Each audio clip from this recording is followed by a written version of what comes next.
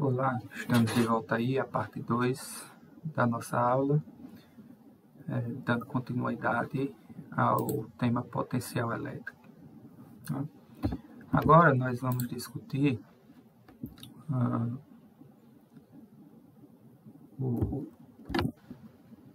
na verdade a gente vai discutir, vai fazer um resumo, tá, do que a gente fez até agora, num esquema bem simples, tá? Bem simples e bem resumido, para sintetizar nossas ideias, né? Já que a gente definiu muita coisa, como potencial campo, densidade de carga, né? Equação de Gauss, lei de Gauss, equação de Poisson, de Laplace, enfim. Então vamos fazer um resumo aí do que a gente viu, assim, uma figura, e as relações entre as grandezas, tá?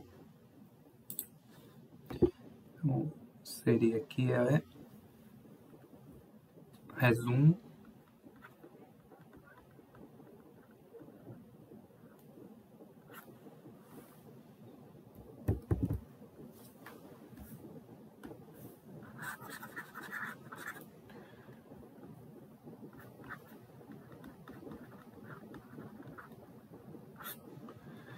Tá?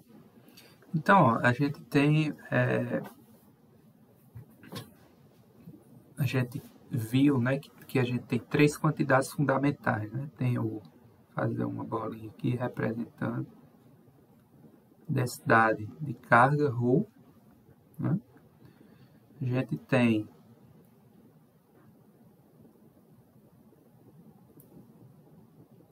potencial elétrico V e temos o campo elétrico E. Okay? Então essas são as três grandezas, vamos dizer que a gente pode dizer que são fundamentais para a eletrostática. Tá? Porque todas as equações que a gente mostrou até agora, essas três quantidades, elas estão presentes. Tá? Então, dependendo do problema que você tenha, tá? É mais interessante, por exemplo, calcular primeiro o potencial, né? Se você tiver uma situação que tem uma simetria, né? Pode ser interessante também você usar a lei de Gauss, né? Que relaciona o campo elétrico, enfim. Então, quais seriam as relações, né, entre essas grandezas até agora? Tá? Então, vamos começar aqui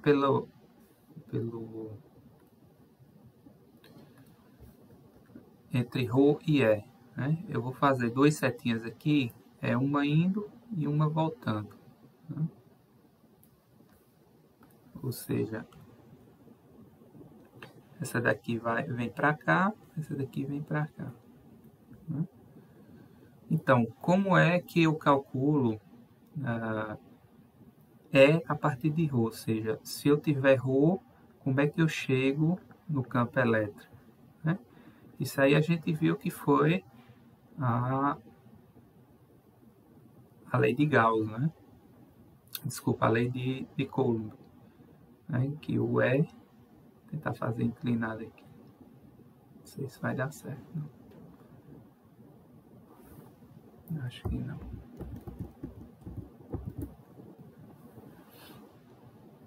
Eu acho que não dá para fazer inclinado, será?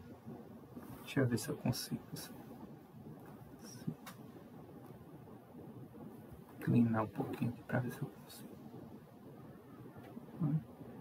Então não, tem que ter mais habilidade aqui nessa mesa. Vou fazer ele assim mesmo. Né? Então, como é que você encontra E a partir do campo, da densidade de carga? Então, o nosso E ser igual a quem? 1 sobre 4πε0 integral, né, de R chapéu, né, R grande, que é o vetor separação, sobre R quadrado, densidade de carga, que é ρ de R', de tal linha. O de tal linha é o elemento de volume, né? Essa integral aqui é feita no volume, não é isso? De E para ρ, né, se eu tiver e quiser achar ρ, a gente tem que usar duas equações, né? Que é a lei de Gauss, divergente de E ρ sobre ε0, e tem que usar o fato de que o campo é irrotacional, né? Que o rotacional de E tem que ser zero. Tá? Falta certinho, né? Que o rotacional de E deve ser zero. Tá? Isso se eu tiver E e quiser achar o ρ. Tá? A gente viu isso aqui, né? Isso é a lei de Gauss, essa primeira aqui. Tá? Aí vamos agora para cá, para esse lado de cá. Tá? Vou fazer aqui de outra cor. Então vou ter duas vias também aqui, ó. Uma indo e a outra voltando. Tá? Acho que fica melhor assim, se eu conseguir colocar aqui dentro. Isso aqui.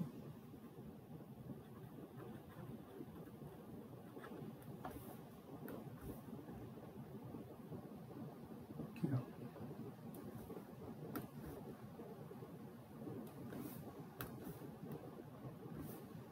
Essa figurinha tem lá no Gris, tá? Tô só tentando reproduzir aqui.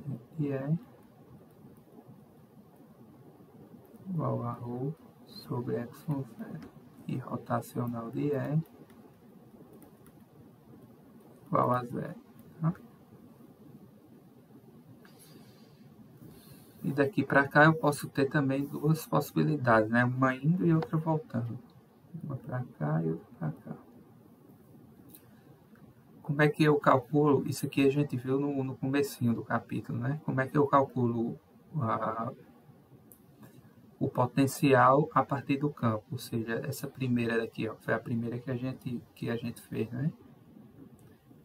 V função de E é menos a integral de E escalar de E. Fez? E o contrário, se eu tiver V e quiser encontrar E, só lembrar que E igual a menos o gradiente de V. Tá? E foi o passo seguinte a essa demonstração que a gente fez lá. E para finalizar, ó, que foi mais recente, né, que a gente fez, a relação entre potencial e densidade de carga. Foi o último assunto abordado aí. Pode ter também duas possibilidades, né?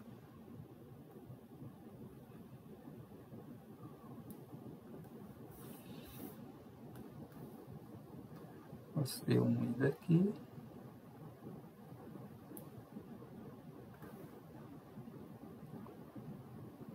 E um voltando. Tá? Esse primeiro aqui, ó, se eu tenho V e quero achar o ρ, como é que eu faço? Então, lembra lá da equação de Poisson, né? Nabla quadrado V igual a menos U sobre ε0. Né? E se eu quiser o caminho contrário aí, né? Foi o que a gente fez depois disso. Aí o contrário aqui da derivada é aquela integral, né? Lembra? Que V igual a 1 sobre 4π ε0 integral, né? De quem? De ρ sobre R de tal linha, vamos dizer assim. Ou de R' de tal linha, né?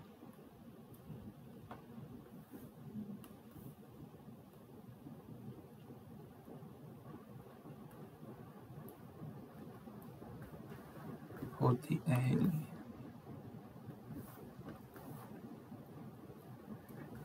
de tal linha, né?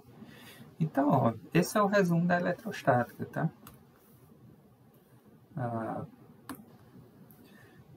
qualquer grandeza aqui você pode relacionar uma com a outra, né? Assim, vamos dizer, a gente fechou um ciclo aqui, né? Quando a gente definiu a equação de Poisson, né? E obteve a relação inversa, que é o potencial em função da distribuição de carga. Tá? Então, todo o resumo aqui, isso é até uma figurinha, né, que chama uma figurinha mnemônica, né?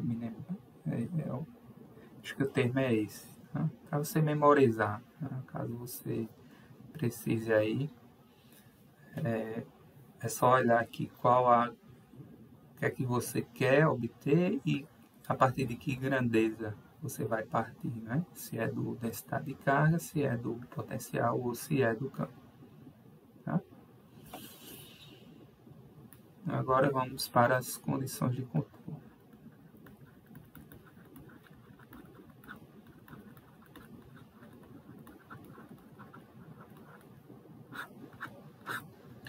Então, a gente já vai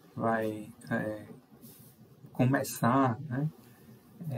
Como a gente vai entrar no capítulo 3 do Grists, que é a parte de técnicas especiais, então a gente vai começar a tratar com problemas, tá? Com problemas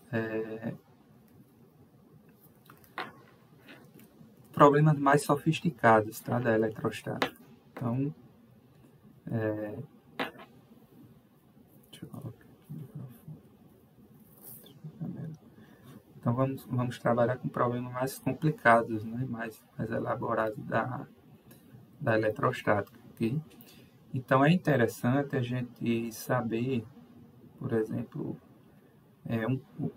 quando um campo elétrico atravessa a superfície de um condutor, né? O que é que acontece, né? Com o campo elétrico, ele se mantém o mesmo, alguma componente dele mudará, né? E o potencial, o que é que acontece com o potencial? Ele se mantém, enfim. Então, vocês vão perceber isso já em alguns exercícios, tá?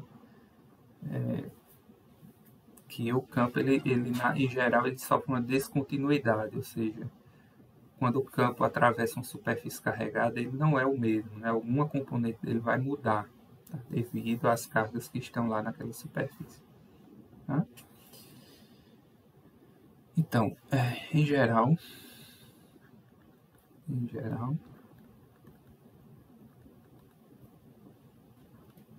o campo elétrico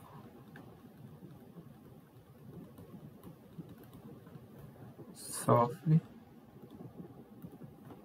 descontinuidades, ou seja, ele não se mantém o mesmo, né?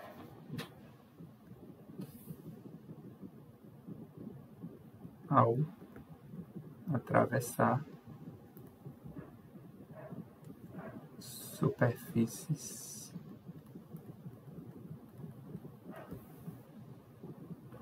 de condutores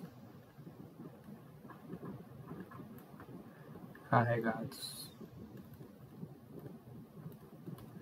Então vamos mostrar como é que se dá isso. Tá? Eu vou imaginar aqui uma superfície arbitrária aqui qualquer, tá? Superfície qualquer aqui. Então suponha que essa superfície está carregada com uma densidade de carga que eu vou chamar de sigma. Isso aqui é uma superfície de um condutor. Tá? É só uma parte dele, tá? E aí como é que... Aí suponha, né, que um campo elétrico ele está na região aqui do espaço, né, e ele aponta aqui, por exemplo, na vertical. Desculpa, ele aponta num sentido arbitrário aqui, tá? Que ele, por exemplo, ele pode apontar ou assim, né, ou assim, enfim, né? Por exemplo, se ele apontar assim, dessa maneira, o campo apontar para cá, ele sempre vai ter, você pode sempre decompor ele em duas componentes. Numa componente horizontal, desculpa, uma componente vertical, que eu vou chamar de perpendicular, tá? E uma componente aqui, que eu vou chamar de componente tangencial, tá? Que é assim, ó, dois tracinhos para dizer que é paralelo, tá? Então o campo tem essas duas componentes aqui, né? Você pode decompor o campo em duas componentes. Esse campo está mais embaixo aqui, escritorzinho. Tá? Na componente tangencial, na componente perpendicular. Tá? Componente perpendicular e a componente tangencial. E esse campo, ele está cruzando aqui essa superfície. Ele supõe que ele vem aqui de baixo, a fonte dele vem aqui de algum lugar do espaço, vem aqui embaixo, e ele atravessa aqui, ele corta a superfície. Então, o que a gente vai fazer é analisar se a componente perpendicular ela se mantém a mesma ou muda, e se a componente tangencial ela muda ou se mantém a mesma. É isso que a gente vai fazer. Tá? Será que esse campo vai mudar devido à presença aqui do condutor? Aí já adiantei um resultado aqui que ele vai mudar, né? Mas aí a gente vai ver qual é a componente que vai sofrer essa mudança. Se é a componente normal ou a componente... Essa é a componente perpendicular, que é a normal, ou a tangencial. Okay? Então, se eu pegar primeiro a componente perpendicular à superfície, então suponha que nesse ponto tem isso aqui. Ó. Eu tenho o campo, ele entra aqui embaixo. Né? Esse campo aqui que está entrando por baixo, eu vou chamar de E perpendicular abaixo. Okay? E na parte de cima, eu vou chamar de E acima, que é o campo imediatamente acima da superfície, quando o campo atravessa. Tá? Eu vou chamar de E acima. A componente perpendicular, né? A gente está analisando primeiro a componente perpendicular. Tá? E para a gente fazer isso, para a gente ver como esse campo vai se comportar, a gente vai imaginar uma superfície gaussiana, mas uma superfície gaussiana com uma forma que o Griffith chama de caixa de pílulas. O que seria isso? Seria uma caixinha retangular com uma certa espessura. Aí a gente vai colocar essa caixa no meio dessa superfície do condutor. Ou seja, então a superfície gaussiana seria uma coisinha desse tipo aqui. Ó. Eu vou desenhar aqui. Tipo uma caixinha. Tá?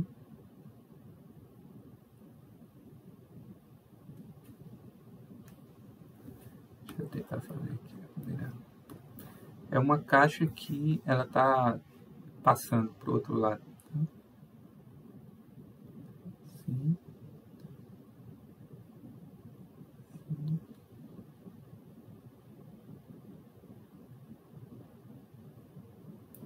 Essa aqui seria a face superior dela e ela perpassa aqui para o outro lado. Ó. Deixa eu fazer aqui.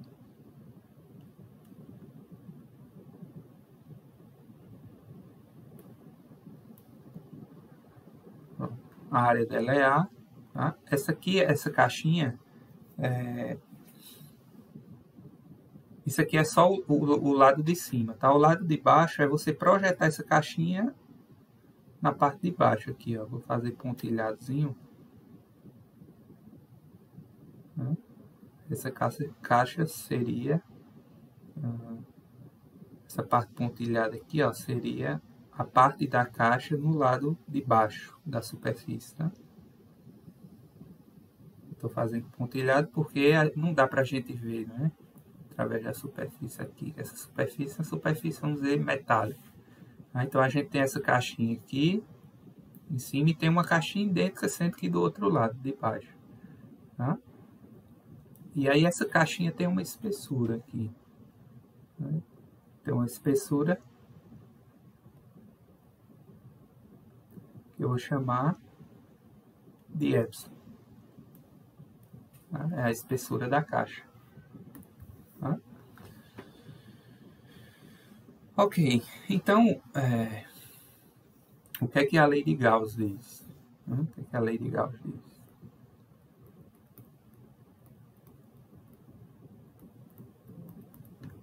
Diz o seguinte, que a integral, né, superfície fechada, de E escalar dA, igual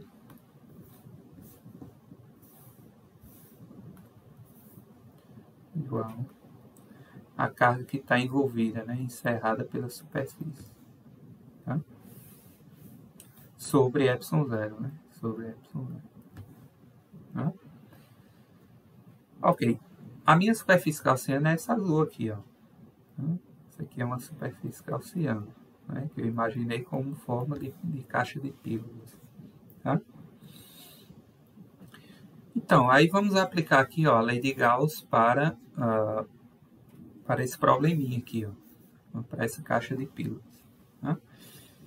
Então, eu vou fazer o seguinte, eu vou pegar um recorte aqui dessa caixa e a gente vai olhar ela de perfil. Tá?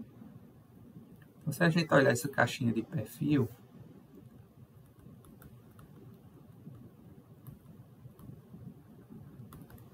o que é que a gente vai ter? Ó, vou pegar aqui só a espessura dela, né, da caixinha.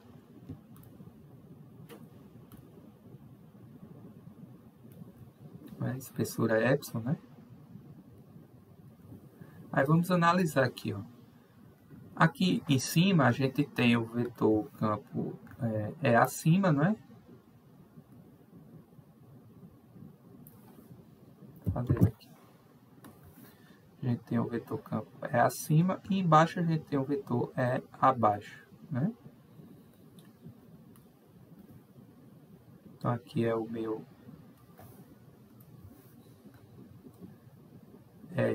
perpendicular acima e o meu perpendicular abaixo.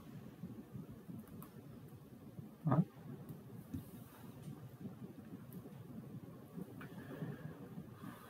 E se eu desenhar aqui os vetores área, né? Os vetores dA, então o que é que eu teria aqui? Eu teria um dA aqui assim, ó, dessa maneira, né? O meu vetor área. Assim, ó. Então, para a superfície de cima, eu teria o vetor dA dessa maneira, né? Um elementinho aqui da superfície. E a superfície de baixo, eu teria um vetor dA apontado para baixo. Ah, a superfície fechada, para essa conta aqui, só vai pegar essa área de cima aqui, que é A, né? E a área de baixo, que é A também. As áreas laterais aqui, ó, da caixinha, elas não são contadas. Por quê? Porque se você pegar um elemento de área aqui, por exemplo, dessa lateral da caixinha, um elemento de área está saindo aqui, ó, em direção a você, né? Está saindo da tela em direção a você. Então, ele faz 90 graus com qualquer um dos campos aí.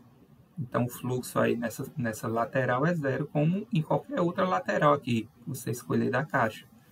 Né? O campo, ele sempre vai fazer 90 graus com um elemento de área. Tá? Por exemplo, aqui na lateral eu teria um dA assim, né? E aqui eu teria um dA para cá. Né? De maneira que o E escalar dA daria zero. Né? A gente já fez probleminhas assim, já fez probleminhas, né, com isso aí. Tá? Ok? Então, só vai contar de cima e o de baixo. Né? A área de cima e a de baixo. Agora, vamos fazer aqui. Então, vai ficar o seguinte. Vai ficar quem seria a parte de cima? Ó, é dA em cima, mas é dA embaixo, né? Isso aqui são duas integrais, né? É escalar dA. Eu posso colocar aqui acima, né, da área de cima, mais é escalar dA na parte de baixo, né? Na área de baixo, né? Na área aberta de baixo. Igual a 1 sobre ε0. Quem é a carga envolvida aqui? Se a minha área é A e eu conheço aqui o sigma, né, que é a densidade de carga, então nesse pedacinho aqui, envolvido pela superfície gaussiana, a minha carga envolvida é simplesmente sigma vezes A. Né? Então, ó, quem seria aqui o fluxo aqui acima? Você faz o produto escalar aqui, ó, dE com dA, vai ficar só E vezes A, né? No caso, E acima vezes A. Porque aí é aquela historinha, né? Que como a área é muito pequenininha, o campo é constante, então ele sai da integral, a integral de dA é o próprio A. Tá? Mas, quem é escalar dA embaixo? Vai ser a mesma coisa, só que aqui, ó, o produto escalar de E com dA vai dar módulo de E, que é perpendicular abaixo, né? dA, né? Escalar dA vai dar dA cosseno do ângulo entre eles. O cosseno do ângulo entre eles vai ser o ângulo entre eles 180 graus, né? Se você colocar as duas origens aqui, um vai estar apontando para o lado e outro para o outro. Então, o ângulo entre eles é 180. Cosseno de 180 menos 1. Tá? Então, vai ficar A vezes menos 1. Então, eu posso colocar o menos aqui.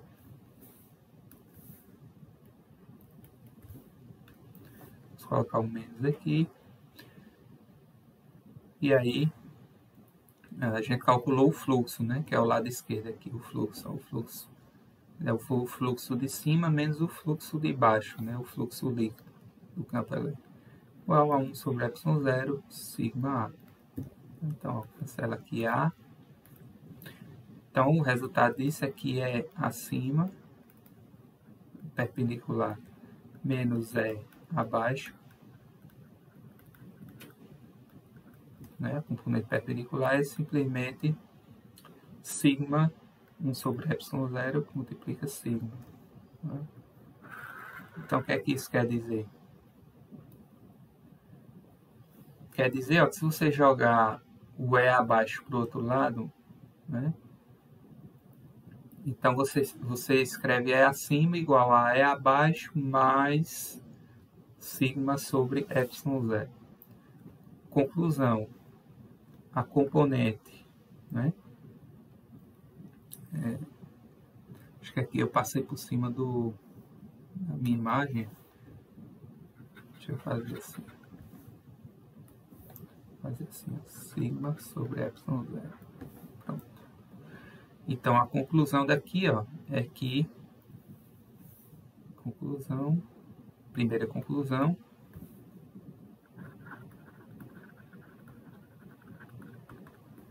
É que a componente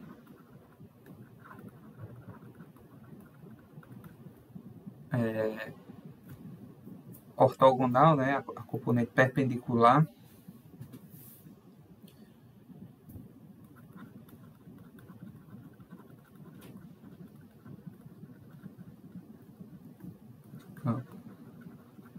sofre descontinuidade.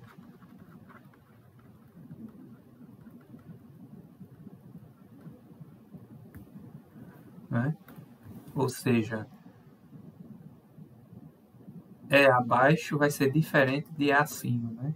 Ou E acima será diferente de E abaixo. Quem seria E acima perpendicular? Vai ser sigma sobre ε0 mais E abaixo. Ou seja, você tem que somar o campo gerado pelaquela superfície, né? Do condutor, que é esse termo aqui a gente já calculou, né? Já calculamos, por exemplo, usando a simetria planar, né? Usando a lei de Gauss. Tá? Seria contínuo se desse zero aqui, ou seja, E acima seria igual a E abaixo. Né? Aí não teria nenhuma modificação na componente perpendicular. Nesse caso aqui ele sofreu uma descontinuidade. Tá?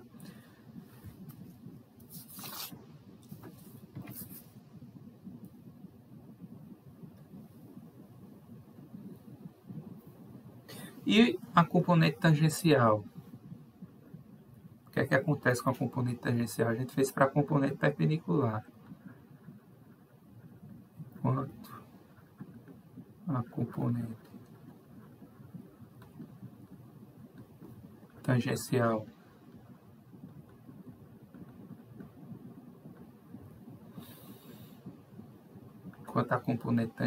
o que é que acontece? Então a gente vai pegar a mesma superfície, tá? Aqui. Pega a mesma superfície.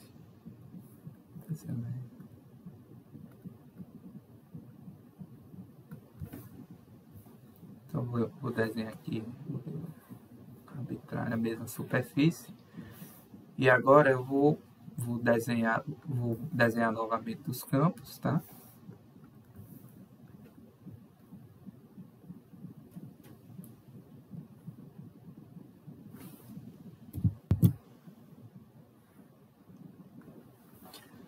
É abaixo e é acima.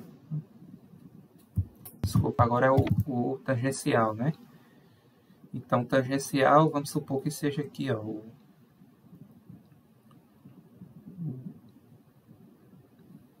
Assim, ó, por exemplo. Assim e assim.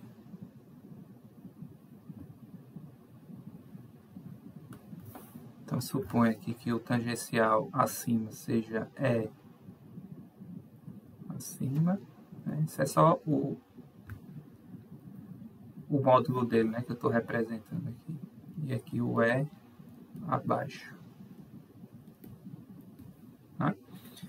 E aí, para a gente observar se a componente sofre descontinuidade, né? A componente tangencial agora, a gente vai desenhar um circuitozinho, tá? A gente vai imaginar um circuito assim, ó.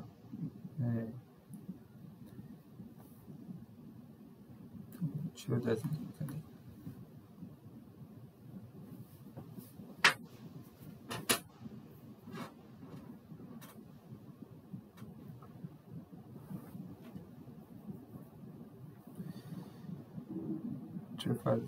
Deixa eu pensar aqui. Então, um circuitozinho assim. Vem para cá. Tá? Aí ele desce para outra superfície aqui. Tá? Aí volta. Fecha aqui. Fecha um circuitozinho aqui.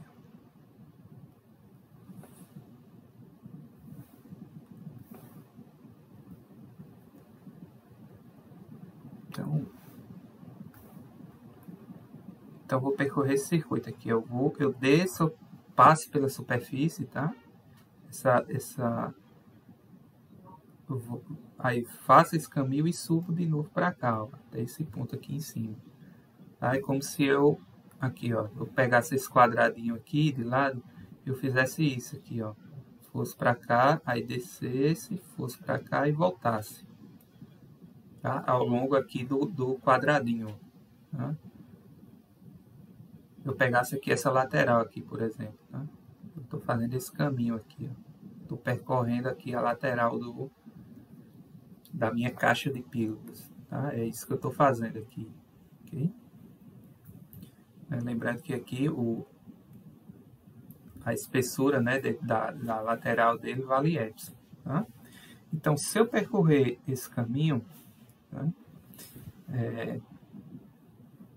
Se eu percorrer esse caminho aqui,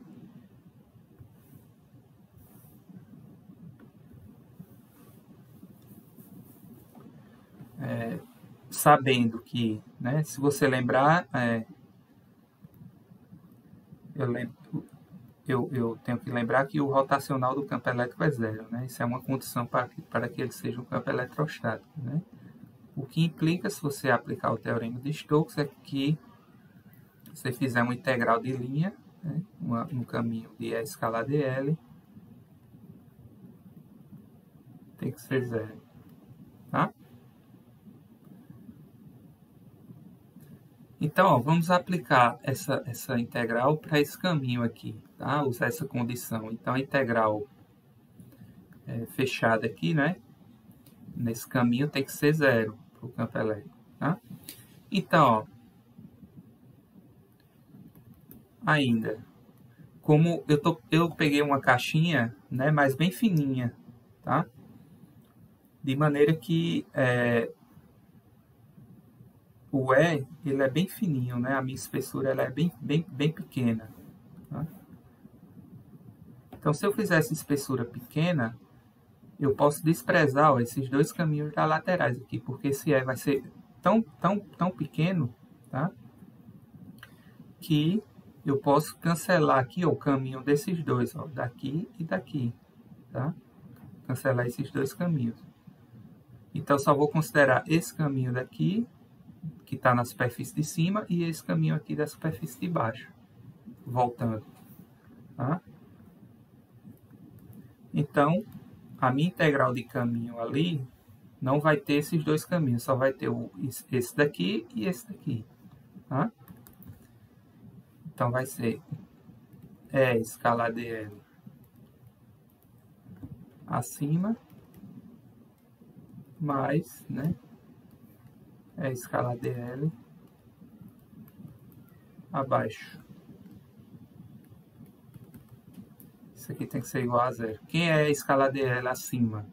Você pegar um dl aqui, ó, nesse caminho, o dl está apontando para cá, no mesmo sentido da setinha, né? E aí, ó, o E acima, como ele está para cá, né?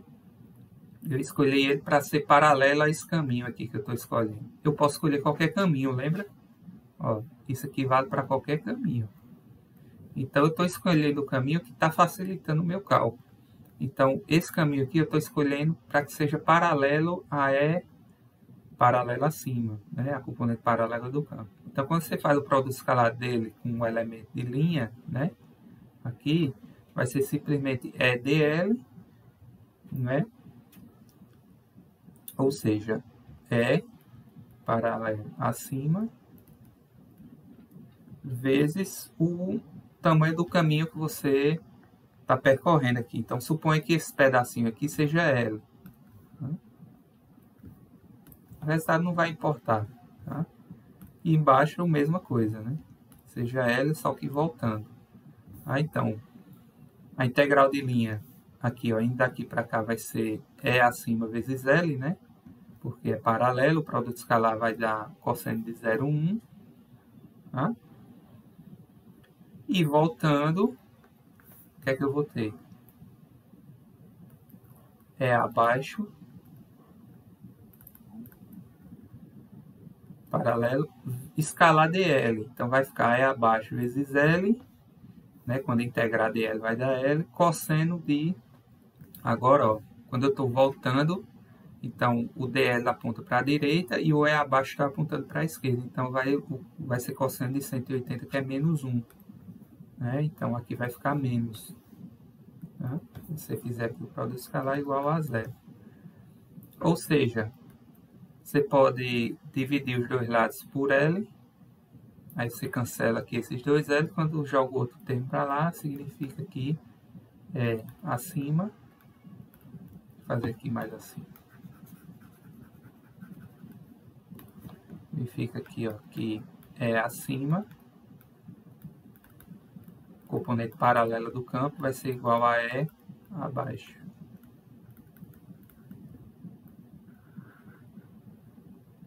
E qual é a conclusão disso?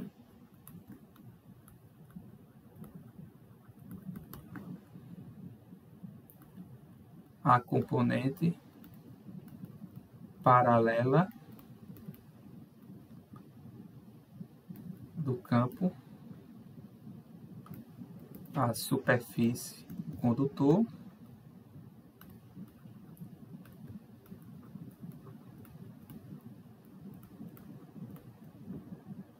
não sofre descontinuidade.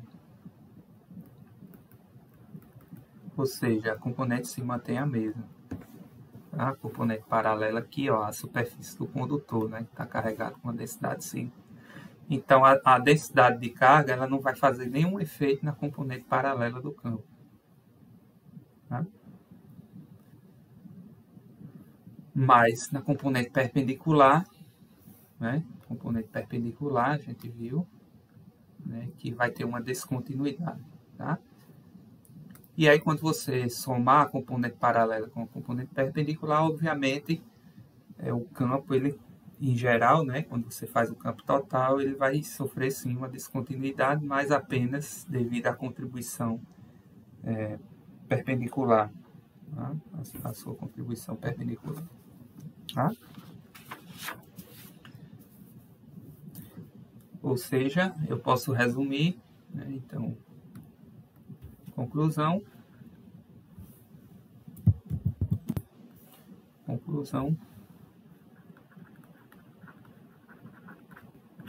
é que quando você pega coloca na forma vetorial, né, só vai mudar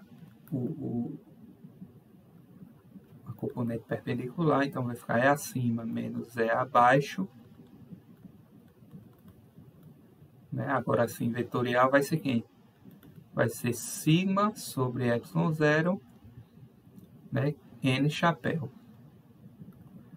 Ó, N chapéu é um vetor unitário que está apontando, ó, fazendo 90 graus aqui com a superfície. Tá? Ou seja, as componentes paralelas, desculpa, as componentes perpendiculares à superfície, elas são escritas em termos, se você fosse fazer aqui vetorial, né? Elas são escritas em termos de N chapéu. Tá? Ou seja, em geral, ó, o meu por exemplo, é abaixo. Tá? É abaixo. Vai ser o E paralelo, né, abaixo. Numa direção tangencial, eu posso chamar de vetor T aqui. Mais o E acima. Desculpa, é abaixo. Ainda estou embaixo aqui. Aí sim, a componente perpendicular em que direção? Na direção N chapéu. A mesma coisa para cima, né? É acima igual a é acima paralelo na componente tangencial, né? Componente tangencial, o vetor Tzinho aqui, mais a componente normal, né? Perpendicular.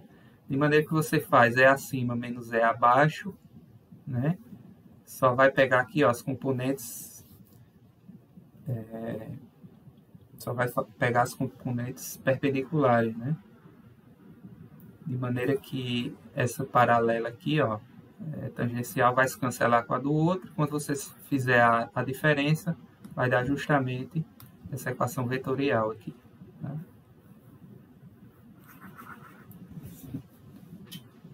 Aí eu generalizei o resultado. Né? Já para o potencial, o que é que acontece com o potencial?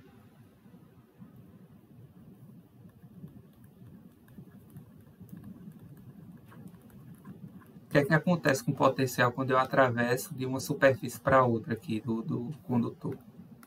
Né?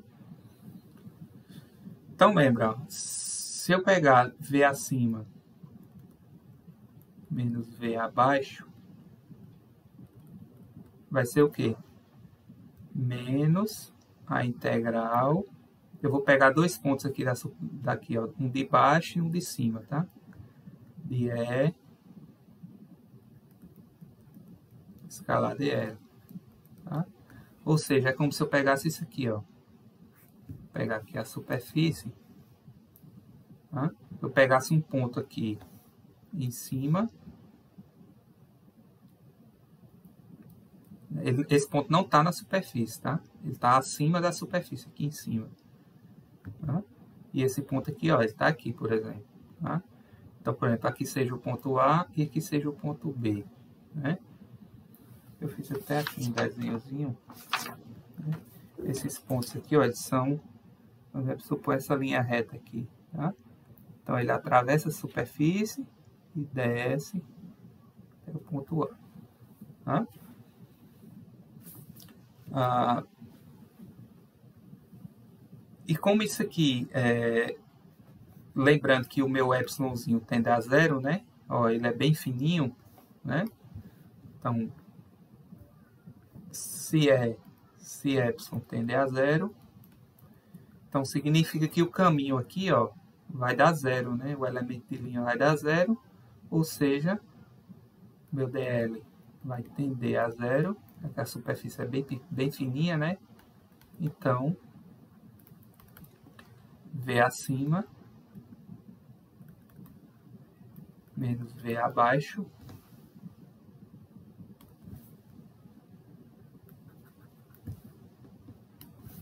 menos V abaixo é igual a zero. Ou seja, V acima igual a V abaixo. Ou seja, o potencial elétrico ele também não sofre descontinuidade. Tá?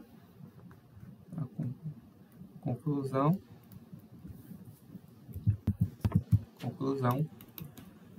o potencial não sofre descontinuidade.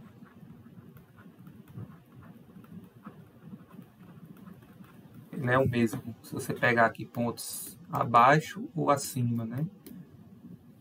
Desde que você percorra de um ponto a outro, tá? Ele não sofre descontinuidade.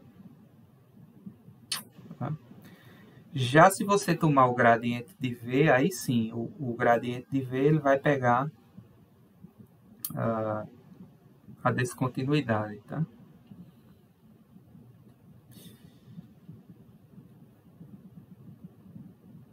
Então, se você pegar essa equação aqui, ó, por exemplo, e escrever em termos do gradiente, vai ficar assim, ó.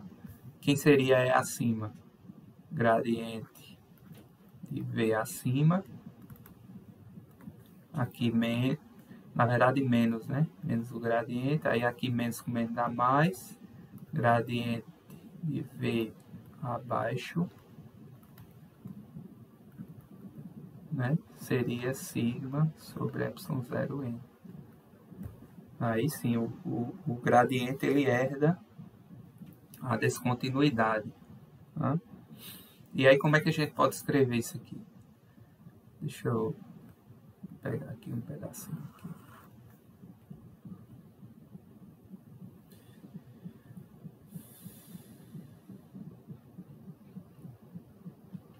Tá, então eu posso jogar aqui esse negativo para o outro lado, fica assim, ó. Gradiente aqui fica negativo.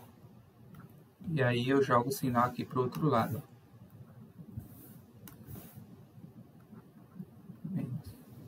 Tá? Eu posso escrever isso aqui de outro jeito ainda. Tá? Eu posso escrever dessa maneira aqui, ó. D parcial V acima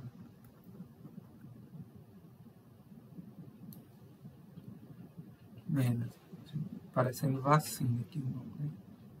A gente tá precisando ver, desculpa, parcial N aqui, parcial N, né? Menos dV abaixo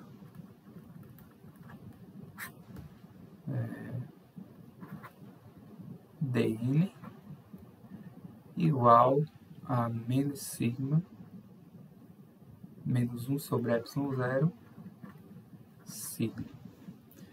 Por que eu escrevi dessa maneira? Porque, ó,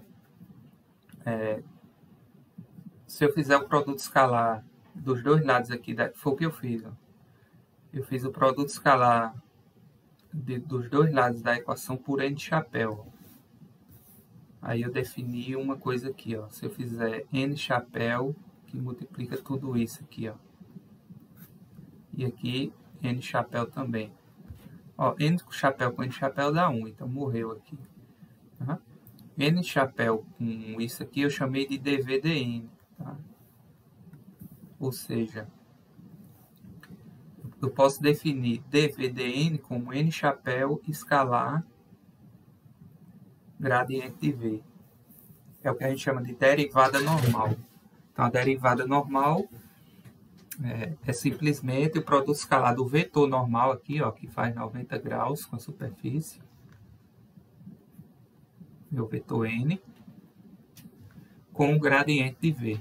Tá? Então, quando você faz o produto escalar de n chapéu com gradiente de v, vai dar o que a gente chama de derivada normal. Tá? Então, fica essa equação aqui, onde o meu dv dn é produto escalar de n chapéu com gradiente de v. Tá? Que a gente chama de derivada normal. Tá? E essa derivada normal seria a taxa de mudança aqui do potencial na direção normal à superfície. Tá? Já que o gradiente da taxa, a taxa em uma determinada direção, né, arbitrária, né, me dá a direção de máximo crescimento da função. Então, se eu projetar ela aqui na direção normal, obviamente, isso aqui vai me dar a variação, né, a taxa de mudança, na verdade, na direção normal à superfície. O que a gente chama de... Paga aqui. O que a gente chama de...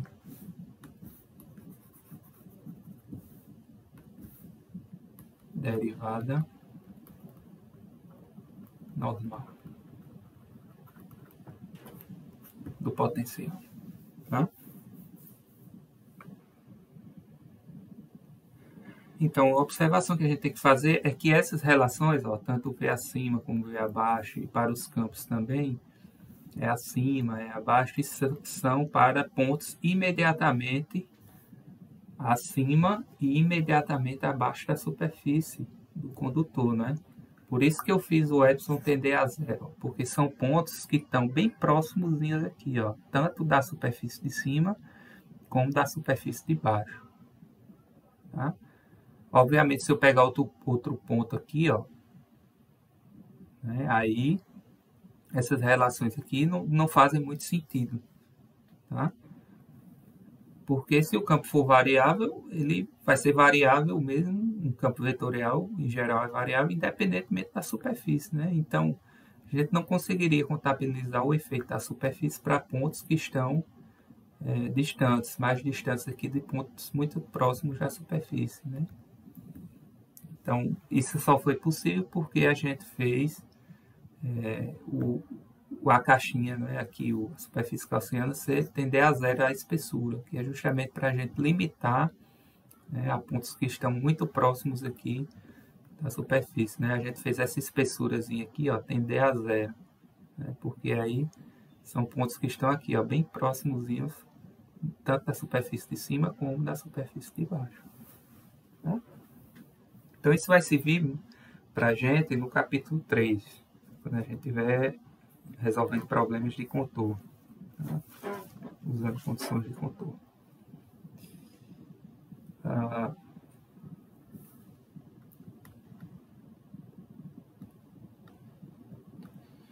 Então, um outro tópico que é muito importante, que a gente tem que discutir, é o que fala de trabalho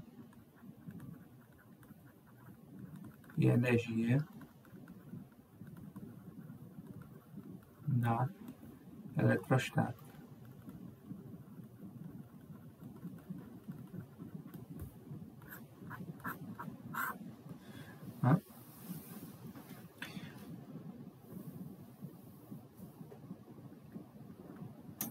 Porque aí a gente definiu até agora potencial, mas faltou, né, discutir qual a relação entre potencial e a energia, que a gente chama de energia potencial. Então, sempre ter esse cuidado para não confundir, tá? Potencial de energia potencial. Tá? Então, suponha o seguinte, vou começar com a seguinte situação. Eu tenho aqui N cargas pontuais, N partículas carregadas, né, Q1, Q2, né, Q3, né, Q4, ou seja, N partículas, né, QN. Tá? N partículas. E eu quero fazer o seguinte, eu quero saber qual é o trabalho que eu tenho que realizar para deslocar uma carga de prova de um ponto A aqui até um ponto B. Né? Por um caminho aqui qualquer que eu escolher. Tá?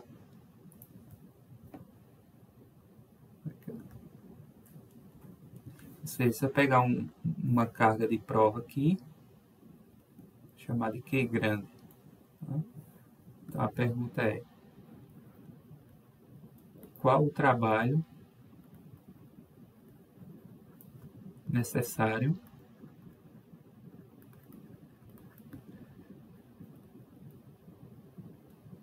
para as, vamos dizer, N cargas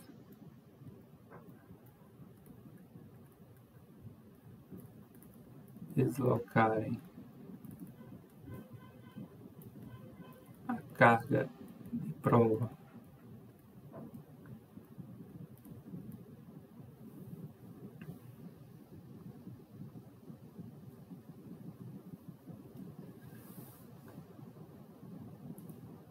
Q do ponto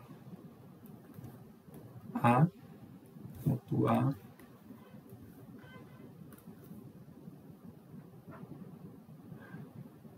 na verdade eu vou reformular aqui essa pergunta. Tá? Qual o trabalho necessário para eu deslocar, tá? Eu deslocar para um agente externo, né? Para um agente externo. Numericamente, esses trabalhos vão ser iguais, né? Um trabalho vai ser igual a menos o outro. Né? Externo, deslocar. Porque, para um agente externo deslocar essa carga aqui, ele vai ter que vencer a interação eletrostática aqui, ó, entre esse conjunto de cargas aqui e a carga de prova. Né? Ele vai ter que realizar um trabalho contra a interação aqui, né? Entre essas partículas e a carga de prova. Tá? Deslocar a carga de prova que do ponto A ao ponto B. Então, qual é esse trabalho? Né?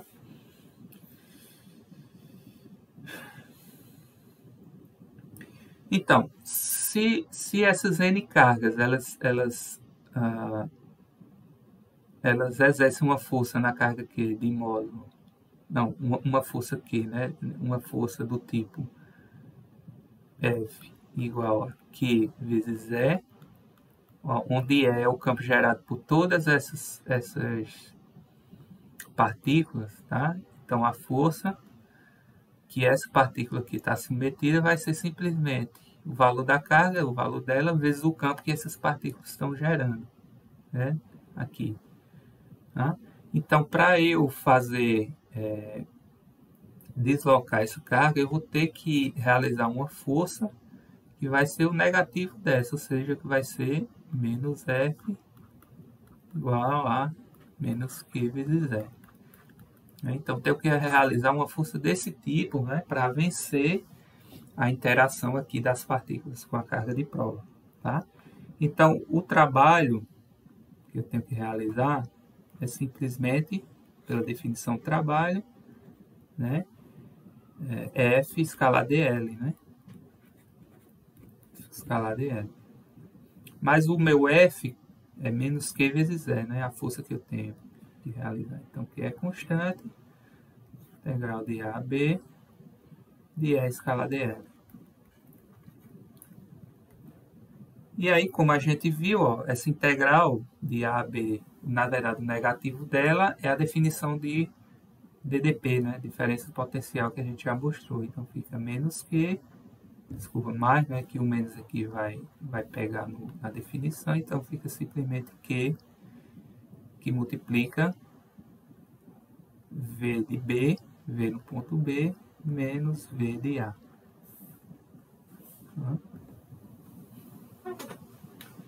Ou seja, em outras palavras, a diferença de potencial, né, entre os pontos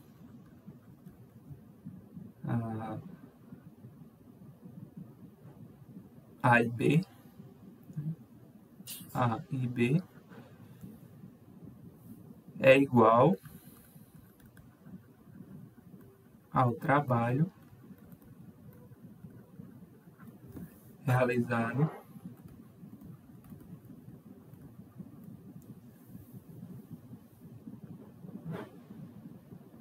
por unidade de carga, né? O trabalho por unidade de carga, melhor dizendo,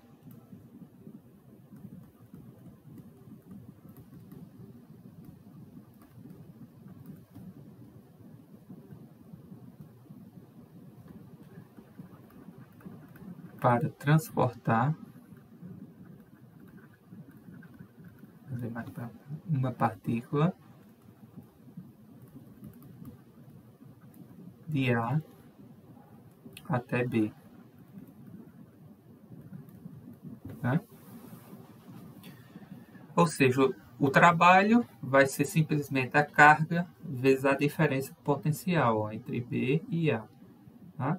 Então, note que o trabalho aqui, ó, ele independe do caminho que você escolhe, né? Isso aí caracteriza o fato da força elétrica ser conservativa, né? Forças conservativas são forças que independem de trajetória. Então, você pode escolher qualquer caminho aqui, ó, que esse resultado aqui, ó, ele só depende dos pontos, né? Depende do caminho que você está seguindo. Tá? Então, o trabalho que você tem que realizar é simplesmente o produto da carga vezes a diferença de potencial do ponto B e o ponto A. Tá? Se fossem as cargas que fossem realizar esse deslocamento, a única coisa que iria mudar aqui era o sinal. Então, ficaria menos Q vezes a diferença de potencial. Mas como é um agente externo que está realizando esse trabalho, então é mais. Né? Questão de trabalho positivo e negativo é sempre questão de referencial. Tá? O que vale aqui é o valor absoluto. Tá? Então, isso aqui, ó, vocês sempre vão usar essa relação, tá? É muito importante. A relação entre DDP e o trabalho, né, realizado aí. Tá? Aí, ó, particularmente, se você quiser trazer essa partícula de muito longe do infinito, né? E colocar ali um ponto R qualquer que você queira, tá? Como é que fica aqui essa relação? Tá? Lembrando que a gente usa o infinito como conveniência, né? Como um ponto de referência que é conveniente para a gente. Por quê? Porque no infinito as cargas elas praticamente não têm interação, o potencial tem a zero. E aí, pela definição potencial, a gente pode escolher qualquer ponto de referência, não importa. Então, particularmente,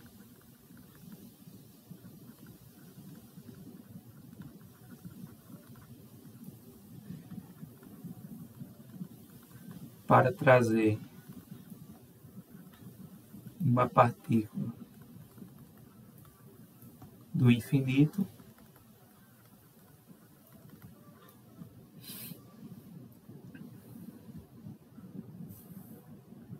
e colocá-la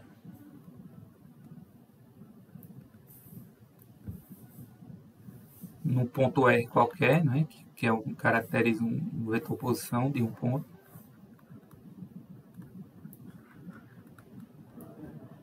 Você deve realizar trabalho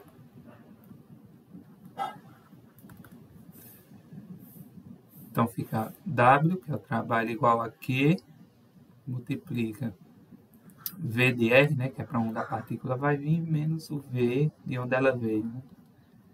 E aí, por definição, aqui é zero por definição, né? E aí você tem que o trabalho igual a Q vezes o V de R. Né?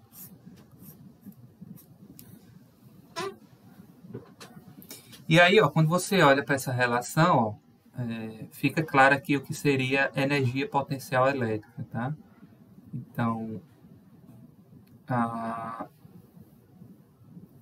gente diz assim, o que seria a energia potencial elétrica. O que é que é? É o trabalho, né, necessário, nesse caso aqui, né, é o trabalho necessário por unidade de carga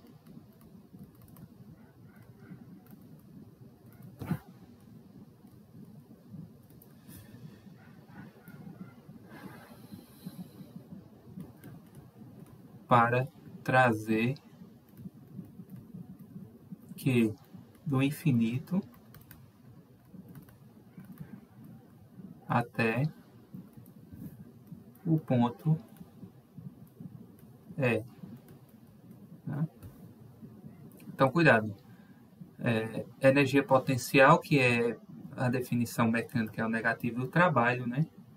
Então, aqui em valores absolutos, se eu pegar o trabalho por unidade de carga, né, vai dar o meu potencial, né? Ou seja, a energia potencial elétrica é o trabalho necessário por unidade de carga para eu trazer a partícula lá do infinito e trazer para o ponto R. Tá? E aí, se você tiver N partículas, que é o que a gente vai fazer adiante, vai ser o trabalho total necessário para você trazer as N partículas e deixar lá numa configuração que você queira, para você criar um sistema, vamos dizer assim. Tá? É aquela história de você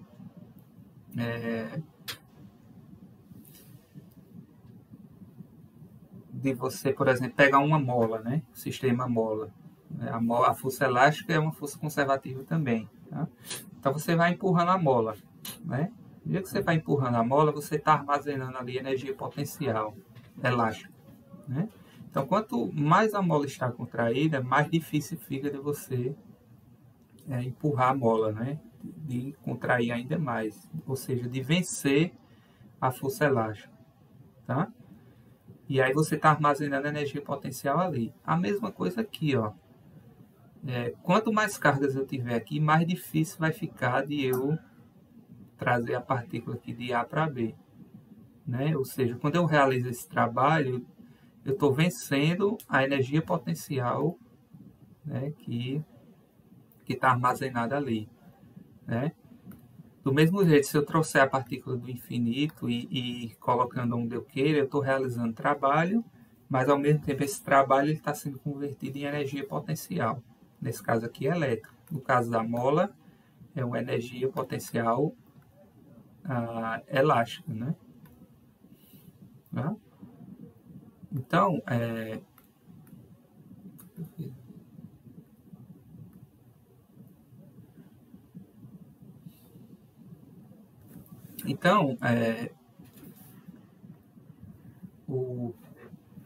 a energia potencial tem esse sentido, né?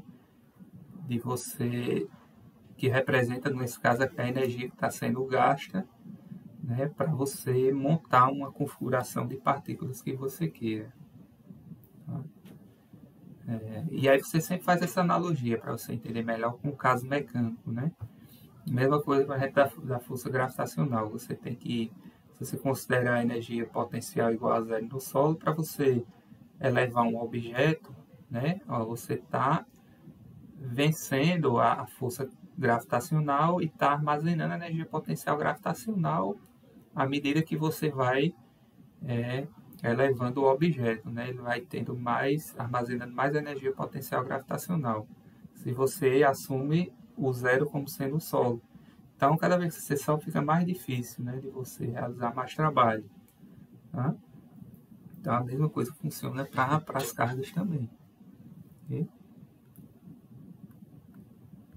Então, a gente vai calcular aqui a energia para uma distribuição de cargas. Né?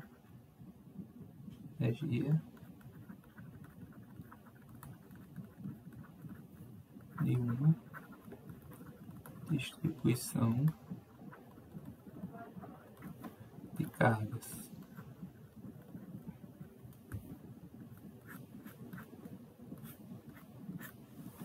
Tá? Então, suponha que eu tenho aquela situação ali. Ó, eu tenho N partículas aqui em um certo lugar, tá? N cargas, né? Que é N. E eu queira fazer uma configuração, né? Eu queira juntar essas partículas numa configuração desejada ali que eu queira. Tá? Então, por exemplo, eu quero trazer a partícula Q1 e colocar num ponto aqui de coordenada de vetor, posição R1. Tá? Eu tenho um ponto aqui que o vetor posição é R1. Tá? Aí eu tenho outro ponto aqui que o meu vetor posição é R2.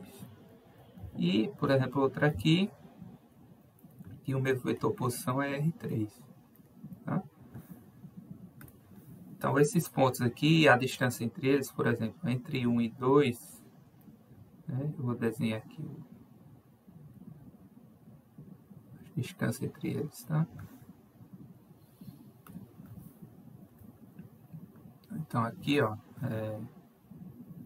entre 1 e 2 eu tenho o vetor separação aqui como R. Cadê? R12, tá? Eu vou desenhar só o módulo dele, porque para o potencial não é uma grande vetorial, então não vou representar. R12 seria o módulo de R2 menos R1, se você escrever aqui um sistema cartesiano. Tá?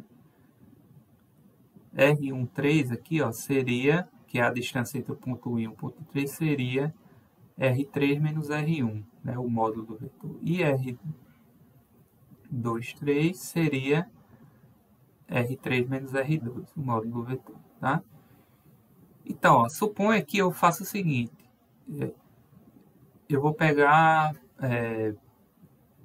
4 cargas, tá? Por exemplo. 3 cargas. Tá? Então, suponha que eu queira pegar, por exemplo, Q1. Q1 está aqui. Q1 está aqui. Ó. Então, eu vou fazer o seguinte. Eu quero trazer Q1 e colocar no ponto R1 aqui. Tá? Eu queria fazer isso. Eu vou fazendo de um por um. Então, inicialmente, como eu não tenho nenhuma partícula aqui, Q1 não vai sofrer nenhuma resistência. Tá? Então, o trabalho que eu vou realizar, eu não vou realizar qualquer trabalho, né, para colocar Q1 aqui, né, já que suponha que sim, uma observação importante, né? Essas cargas aqui elas não estão juntas, tá? Inicialmente, eu estou pegando de uma por uma, supondo que elas estão separadas o máximo que puder. É como se eu tivesse uma varinha mágica, né? E criasse, vou dizer assim, eu vou colocar a carga 1 aqui no ponto R1. Tá?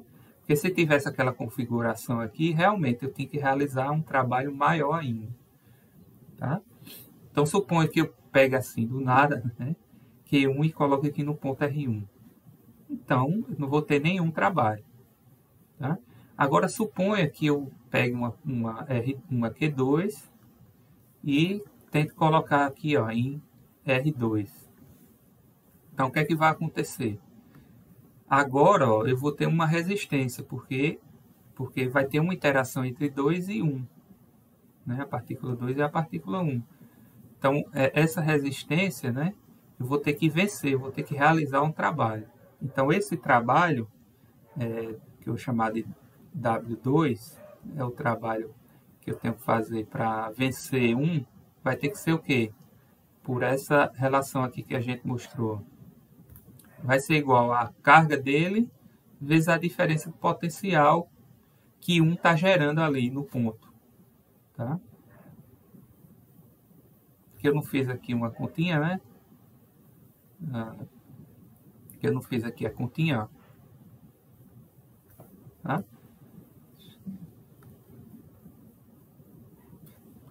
Aqui, ó. Vai ser V no ponto que eu estou querendo levar a partícula. Lembra? Aqui eu trouxe do infinito, não foi? A de lá também eu estou trazendo do infinito. Tá? Onde a interação é nula, né? Que eu disse a vocês que aquelas outras cargas ali não existiam juntas. Tá? Eu estou criando de uma por uma. Tá? Então ela está vindo do infinito e indo até o ponto que eu quero saber ali. Tá? Então esse V de R aí vai ser V de R1, né? V de R2, né? Que é nos pontos aqui que eu estou querendo chegar. Né? Eu estou vindo do infinito aqui, ó, com essas partículas. Tá? Então o W2 vai ser o valor dela, vai ser Q2, vezes o potencial no ponto 2, né? Devido à carga 1. Né, que eu vou chamar de V1 mais no ponto R2. Tá? Aí quem seria isso? Trabalho 2. Vai ser quem é V1 de R2? O Q2 eu vou deixar aqui. Tá? Aqui é Q minúsculo, né? Que eu estou usando minúsculo aqui. Vai ser Q2 V1 de R2. Então, utilizando, lembra que o potencial de uma carga pontual é 1 sobre 4πε0, Q sobre R. Né?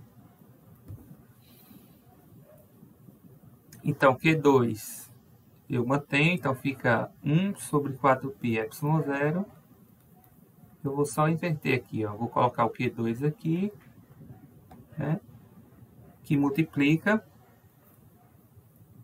Q1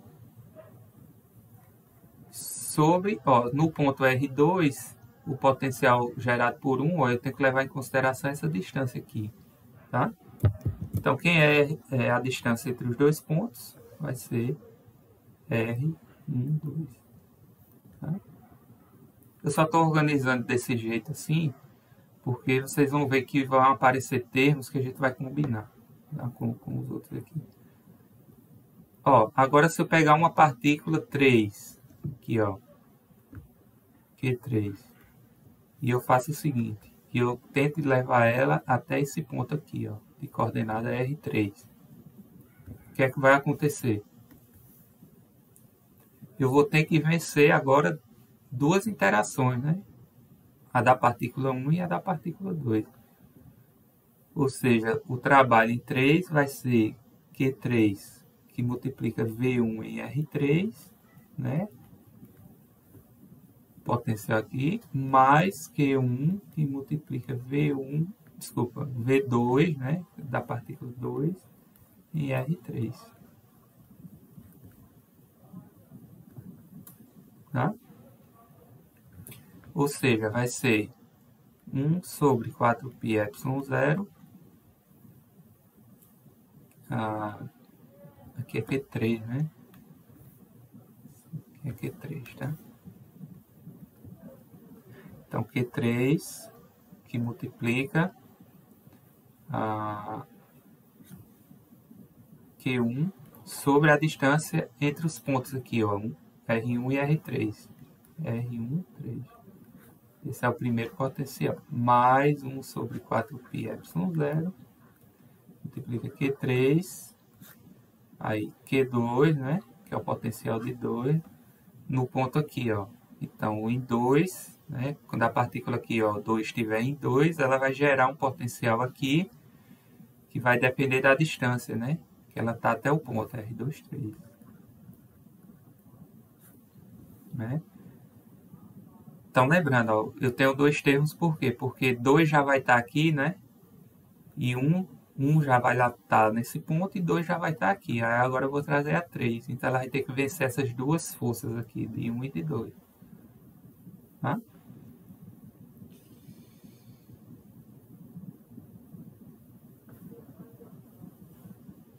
E aí, ó,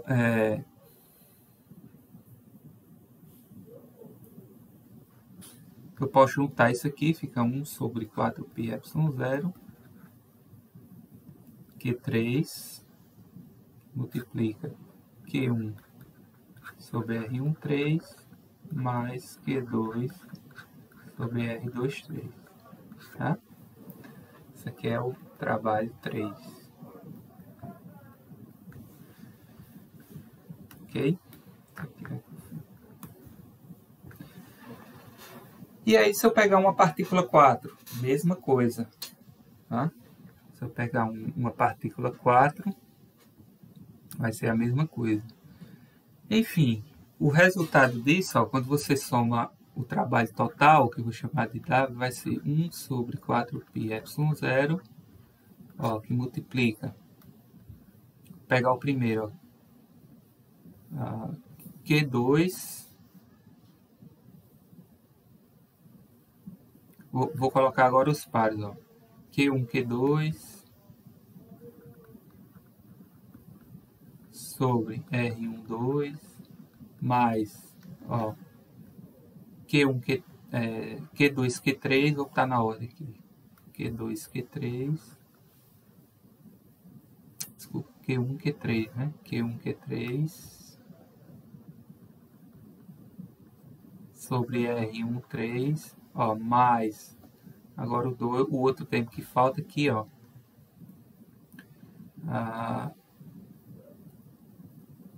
Q2, Q3, né? R2, 3, mais Q2, Q3, R2, 3. Então, pessoal, isso aqui é o trabalho, ó, necessário para eu deslocar, né? Eu montar esse sistema aqui, ó, em que 1 vai para cá, 2 vai para cá e 3 vai para cá, ó, e o sistema fica assim. Ou seja, é o trabalho que eu estou gastando, né? O agente externo, né, que está realizando. Que é nada mais é do que a energia potencial que está sendo armazenada aqui. Né? A energia que você está gastando para montar esse sistema. Tá? Por quê? Porque depois, se eu conseguisse desfazer esse sistema, essa energia potencial ela seria liberada. Né? Então, ela fica armazenada aí. Tá? Ó, para N cargas, se eu tiver N cargas, o que é que acontece? Né? Eu generalizo isso aqui. Ó, eu vou ter W, na verdade, 1 sobre 4πε0. Ó, se você observar aqui, eu tenho dois índices, ó.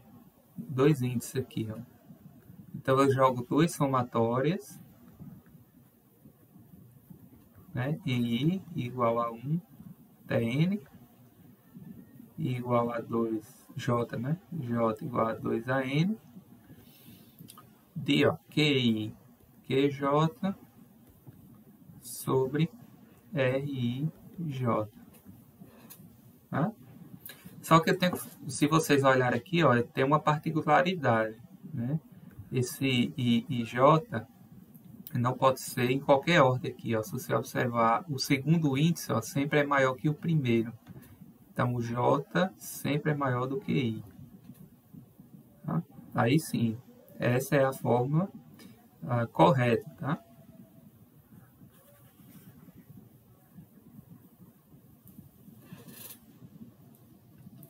E esse J maior que I, ele também impede que você some, né, aqui na somatória, índices repetidos, por exemplo, R1, R122, R33, né? Termos desse tipo aqui, ó, R11, R22. Isso aqui você não pode somar, né? Porque não faz sentido, né? A energia potencial de uma partícula com ela mesma, tá? Uma outra maneira elegante de você fazer isso aqui é você tirar essa condição, tá? J maior que I. Você permitir que os índices trocados se somem, tá? Por exemplo, aqui, ó, você tem R12, mas você pode ter termos R21, tá? Tem termo R13, mas você pode ter termos R31, quando você abrir a soma aqui no geral, tá? E R23, 32, desculpa, né? Esses termos, ó, R21 é igual a R12, porque não interessa aqui a ordem que você multiplicar, entendeu? Então, você pode permitir, se você tirar a restrição aqui, você pode permitir que ocorra isso, ou seja, que você tenha IJ, IJ e I, tá? Mas quando você tiver esses termos, né? Para cada par aqui você vai ter dois termos, ou seja, sempre vai repetir um termo, entendeu? Se eu permitir essa soma aqui desses índices repetidos, né? Eu tirando aqui, ó, o J maior que I, né? Se eu tirar isso aqui, então eu vou somar termos repetidos aqui, ó, R21, R31, né? Então, uma maneira de eu contornar isso aqui, ó, é escrever, você permitir que se some os termos repetidos e dividir por 2. Então, quando você divide por 2, você está eliminando esses termos aqui, tá? Você permite que some todos os repetidos, mas se você dividir por 2, você elimina esses termos, tá? Quando você abrir essa soma, tá? Mas aí ainda tem que ter essa condição aqui de que J tem que ser diferente de I, né? J diferente de I. Porque aí eu não posso ter esses termos aqui também, ó. Termos repetidos. Então tem essa maneira e tem a maneira que você tirando um meio e colocando a condição J maior que I. São análogos aqui, a somatória é a mesma. Porque se eu disser que J é maior que I, automaticamente eu estou dizendo que ele é diferente de I. Então, eu já estou obedecendo essa condição de não contar esses termos e essa condição de não contar os termos repetidos. Aqui, do jeito que está, eu continuo também não permitindo esses termos aqui, ó, de índices iguais, né, que eu estou colocando J diferente de I, e também estou eliminando esses aqui. Tá? Eu estou permitindo que se some realmente, mas quando eu coloco um meio, eu estou dividindo a soma por 2. Então, eu estou eliminando os termos cruzados. Tá? Então, você pode ver o potencial, né, que isso aqui é o potencial, nessas duas maneiras. Né? Ou assim, ou tirando esse um meio e colocando o J maior que I. Tá? E aí, você pode multiplicar aqui, fica 1 sobre 8π ε0. Né? Isso aqui, se você quiser. Tá? Mas aí, ó, eu vou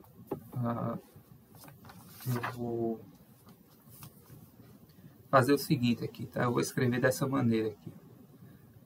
Você pode escrever assim, ó, W igual a 1 meio, né? Eu vou tirar esse I aqui, ó, e vou colocar ele aqui nessa soma, tá? Aqui é só soma I mesmo, não tem problema nenhum. Então, vai ficar somatório I igual a 1 de QI. Aí, eu vou pegar esse 4π, 1 sobre 4π ε0 e jogar para lá, tá? Vai ficar somatório de J igual a 1 de 1 sobre 4π ε0. Ó, aí vai ficar só o QJ sobre RIJ. Então, se vocês lembrarem aqui, ó, isso é o potencial, ó, todo esse termo aqui é a soma de cada potencial gerado por cada partícula pontual. No ponto R lá, que eu estou considerando aqui, ó. Tá? No R, por exemplo, se você pegar para 3, a iésima partícula aqui seria, por exemplo, a partícula 3, que foi a última que a gente colocou, E esse termo aqui da soma é o potencial das outras duas nesse ponto aqui, entendeu? Então a gente pode escrever esse W como sendo um meio, né? Somatória de I igual a 1 a N, igual a 1 a N, de QI. E isso aqui vai virar o meu V de RI. Então você pode escrever ó, a energia potencial dessa maneira aqui também. Né? Onde V de RI é todo esse termo aqui da soma.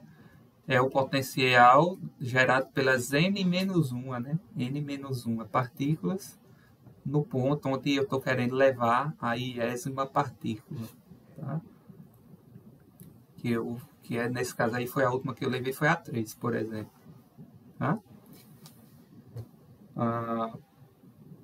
Ok, então, pessoal, na outra parte a gente vai... Deixa eu ver aqui quanto falta. Na outra parte a gente vai estender essa fórmula para